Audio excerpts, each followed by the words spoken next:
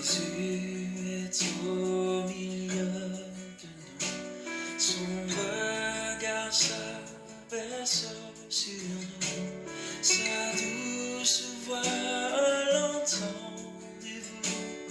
Je veux vous bénir tous, je veux vous bénir tous, sa douce voix l'entendez-vous? Mesdames, Mesdemoiselles et Messieurs, mes bien-aimés dans les Seigneurs, que la paix et la grâce de Dieu soient avec vous tous. Alors, nous sommes bien contents de vous retrouver ce matin pour ce petit temps de méditation. On est là juste pour quelques minutes. On va essayer de méditer ensemble la parole de Dieu. Dieu vous bénisse. Jésus est au milieu de nous, son regard s'abaisse sur nous, sa douce voix l'entendez-vous? Je vous aime tous, oh je vous aime tous, sa douce voix l'entendez-vous? Nous considérons ce matin Matthieu chapitre 6. Matthieu chapitre 6 et nous allons regarder ensemble quelques versets. Et le verset 25, à partir du verset 25. Alors le verset 25, il dit que c'est pourquoi je vous dis, ne vous inquiétez pas pour votre vie de ce que vous mangez, ni pour votre corps de quoi vous serez vêtus. La vie n'est-elle pas plus importante que la nourriture et le corps plus que le vêtement? Regardez les oiseaux du ciel, ils ne sèment ni ne moissonnent, ils n'amassent rien dans les greniers. Et votre Père céleste les nourrit. Ne valez-vous pas plus qu'eux? Qui de vous, par ses inquiétudes, peut ajouter une seule coudée à la durée de sa vie? Et pourquoi vous inquiétez? Pourquoi vous inquiétez au sujet du vêtement? Observez comment croissent les lits des champs, ils ne travaillent ni ne filent. Cependant, je vous dis que Salomon, dans toute sa gloire, n'a pas été vêtu comme l'un d'eux. Alors, si Dieu revêt ainsi l'herbe des champs, l'herbe des champs qui existe aujourd'hui et demain sera jetée au feu, il dit, ne vous vêtira-t-il pas à plus forte raison? Ne vous inquiétez donc pas en disant, que mangerons-nous ou que boirons-nous? De quoi nous serons vêtus? Car toutes ces choses, ce sont les païens qui les recherchent. Et il dit dans le verset 33, cherchez premièrement le royaume et la justice de Dieu, et tout cela vous sera donné par-dessus. Amen. Mes bien-aimés, nous considérons, comme je vous dis, le texte de Matthieu. Alors, disons le texte de Matthieu Matthieu qui rapporte l'un des grands discours de Jésus. Alors, le Jésus, quand il parle, il parle pour toutes les catégories, toutes les catégories sociales. Alors, ce texte a été très important pour les disciples, mais je ne dis pas seulement les disciples parce que Jésus, quand il parle, il parle pas juste pour un camp, pour un groupe particulier. Il parle pour les pauvres, il parle pour les exclus de la société, il parle pour les marginalisés, il parle aussi pour les nantis, les gens qui ont de bonnes conditions de vie. Alors, Jésus, il s'adresse à l'humanité tout entière. Alors, Jésus, à travers son discours, à travers ce texte, expose un secret qui, possiblement, ou bien, c'est pas possiblement, mais c'est évidemment quelque chose qui est recherché par tout être humain, le bonheur. Le bonheur, c'est quelque chose un peu choyé. Ça veut dire tous les êtres humains ils veulent accéder au bonheur. C'est quelque chose qui est tout à fait recherché.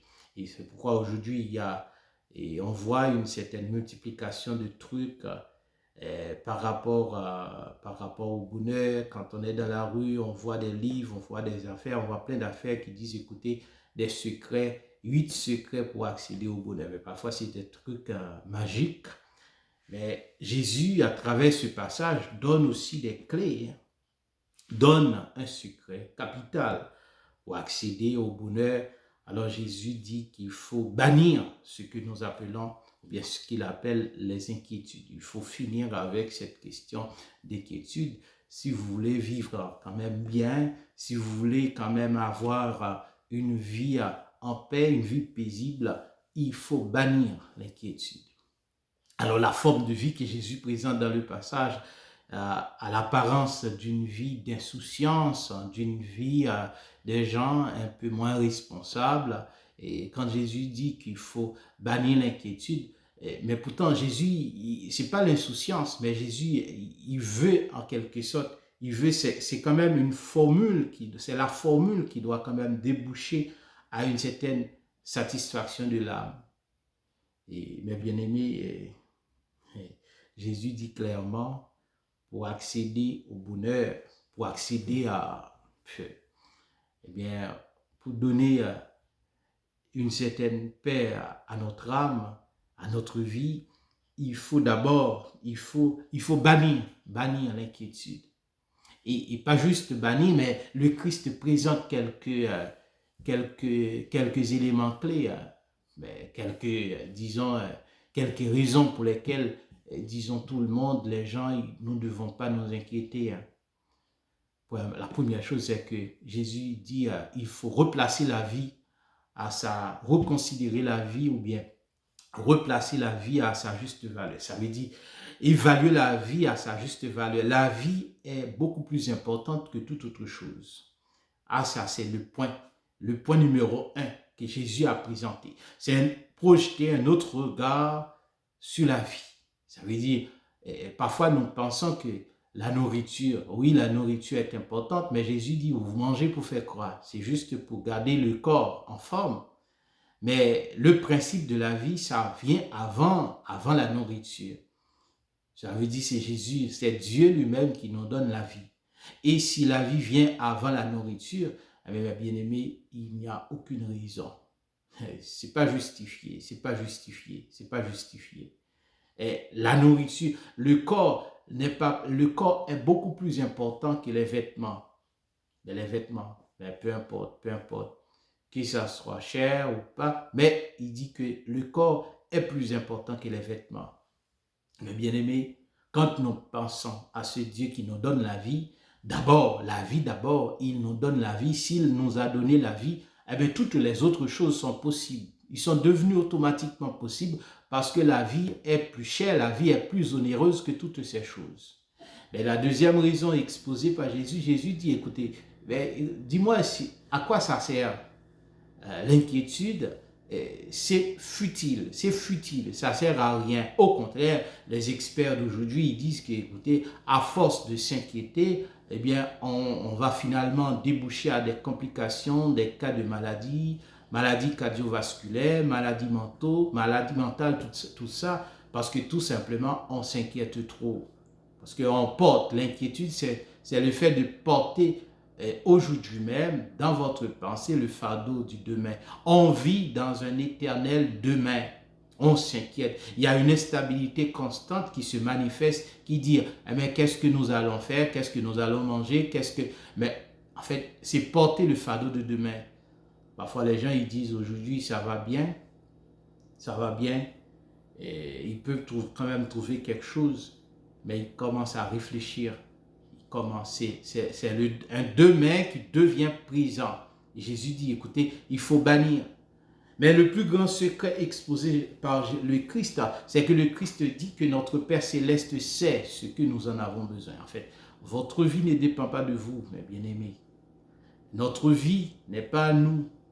Oui, nous avons une certaine responsabilité à notre vie, mais n'oublie pas, le principal garant de notre vie, c'est Dieu lui-même. Oui, nous devons faire quelque chose en tant qu'humains. Oui, nous devons travailler en tant qu'humains. Nous devons aller chercher, nous devons nous efforcer en tant qu'humains. Mais n'oublie pas, le principal garant, c'est Dieu.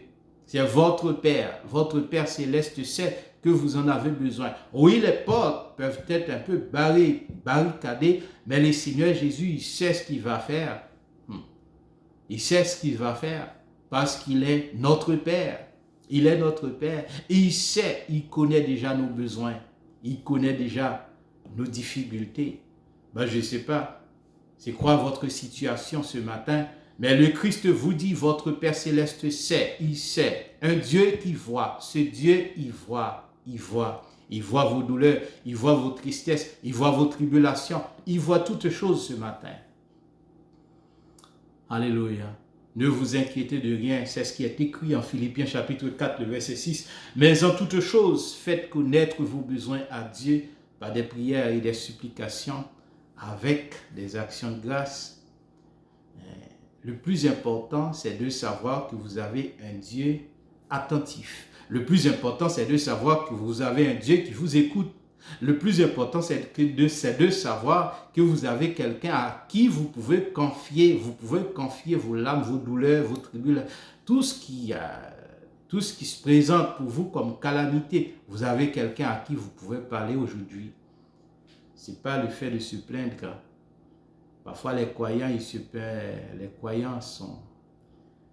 Par moments, ils ont l'apparence d'être plus désespérés que les gens non-croyants.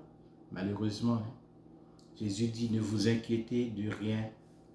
Seigneur, nous te glorifions, nous t'exaltons au Éternel. Merci Seigneur parce que tu es le Dieu qui nous connaît et le Dieu qui fait des provisions pour notre âme, des provisions Seigneur pour tes enfants, des provisions Seigneur Dieu pour l'humanité.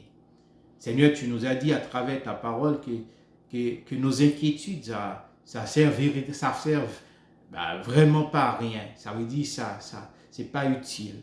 Au contraire, ça nous déstabilise, ça nous détruit progressivement.